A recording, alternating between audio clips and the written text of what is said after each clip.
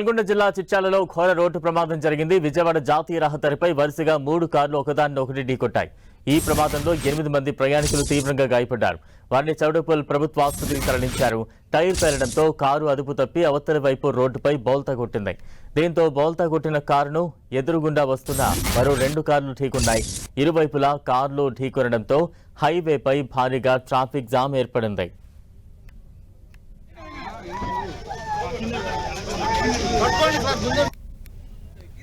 Break news మనం చూస్తూ ఉన్నాం. నల్గొండ జిల్లా చిట్యాలలో ఘోర రోడ్డు ప్రమాదం చోటు చేసుకుంది. విజయవాడ జాతీయ రహదారిపై వరుసగా 3 కార్లు ఒకదాన్నొకటి ఢీకొట్టాయి. ఈ ప్రమాదంలో 8 మంది ప్రయాణికులు తీవ్రంగా గాయపడ్డారు. వారిని చౌటుప్పల్ ప్రభుత్వ ఆసుపత్రికి తరలించారు.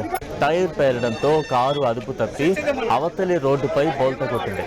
దీంతో బోల్తా కొట్టిన కారును ఎదురుగా వస్తున్న మరో 2 కార్లు ఢీకొన్నాయి. ఇరువైపులా కార్లు ఢీకొనడంతో హైవేపై భారీగా ట్రాఫిక్ జామ్ ఏర్పడింది. ప్రస్తుతం దృశ్యాలు చూస్తూ ఉన్నాం. ఒక కారును ఒక్కొక్కటి ఢీకొనడంతో నుజ్జునుజ్జైన దృశ్యాలు కనిపిస్తూ ఉన్నాయి. ప్రమాదంలో 8 మంది వరకు కూడా తీవ్రంగా గాయపడ్డారు. వారిని హుటాహుటిన సమీప ప్రభుత్వ ఆసుపత్రికి తరలించి చికిత్స అందిస్తూ ఉన్నారు.